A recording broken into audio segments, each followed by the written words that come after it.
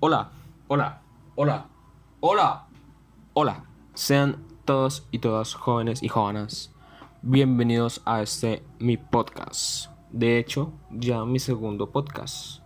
Me está gustando mucho este formato del podcast, cómo se realizan, cómo se hacen. Me gusta mucho porque como que te da una libertad para hablar sobre dicho tema, para extenderte sobre un tema. Pero bueno, hoy no vamos a hablar de cómo me siento yo con los podcasts. Hoy vamos a hablar de dos temas que son los órganos homólogos y la biología molecular y genética. Cabe aclarar de que la información de que voy a dar aquí no es una información verídica, una información acertada, ni mucho menos, porque este podcast está hecho con el fin de cumplir una actividad académica. Ojo, no porque este sea un podcast nada más para cumplir una actividad académica, esté dando una información falsa, una información incoherente. No, no lo es. Es una información coherente, es una información real que podemos encontrar en algunas páginas de internet. Y también es una información que estoy dando complementada del profesor mío de biología.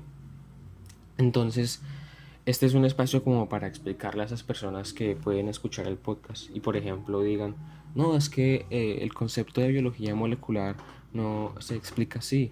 No, no, es que no me parece como explicaste los órganos homólogos. Entonces ya este podcast es para darle explicación a esas personas de por qué pues este concepto no es como no es como el más acertado. Bueno, entonces dicho esto, para dar inicio, para dar comienzo a este podcast, vamos a comenzar hablando sobre los órganos homólogos. Órganos homólogos. ¿Qué son los órganos homólogos? Ya por el nombre como que nos podemos dar una idea de que los órganos homólogos son como algo similar o algo igual. Si estuvimos pensando en eso, estamos totalmente en lo cierto, correcto. Porque los órganos homólogos son órganos de especies distintas. O sea, de especies distintas. No de dos monos, sino de una ballena y un murciélago, por ejemplo. De especies distintas. Que tienen un mismo origen evolutivo, un origen evolutivo común y una estructura básica similar. Aunque posteriormente puedan tener o no funciones diferentes y una apariencia igualmente diferente. Entonces, como para dar un ejemplo, como dije al principio, la ala de un murciélago y la aleta de una ballena son órganos de especies distintas y pues que tienen un mismo origen evolutivo, pero que cumplen totalmente funciones diferentes.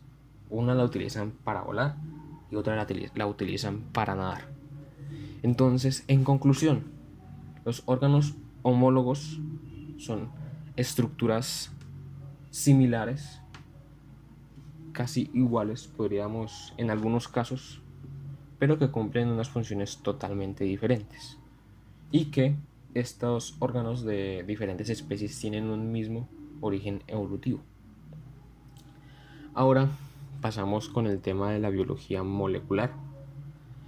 La biología molecular se da a mediados como del siglo XX, cuando se da el descubrimiento del ADN, que es como un manual de instrucciones para ser un ser vivo, y el desciframiento de los mecanismos básicos de la función genética, el código genético y la manufactura de proteínas, que esto es lo que marca el inicio, marca el nacimiento de la biología molecular, el estudio del ADN, el estudio de su estructura y sus propiedades. Eso se convirtió como en el principal foco de esta disciplina.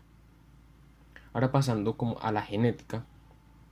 La genética tiene algo que ver con la biología molecular, porque la biología molecular se sostiene en el ADN y el ADN es lo que guarda es lo que guarda nuestros genes. Entonces, por esa parte está ligada un poquito con la biología molecular. Pero en sí, la genética es el estudio de las diversidades genéticas y el estudio de la herencia en todas las especies que conocemos hoy en día, en todas las especies. Y bueno, espero que este podcast haya sido de tu agrado, espero que te haya gustado este podcast y espero de alguna u otra manera ayudarte con esta información que te estoy dando. Adiós.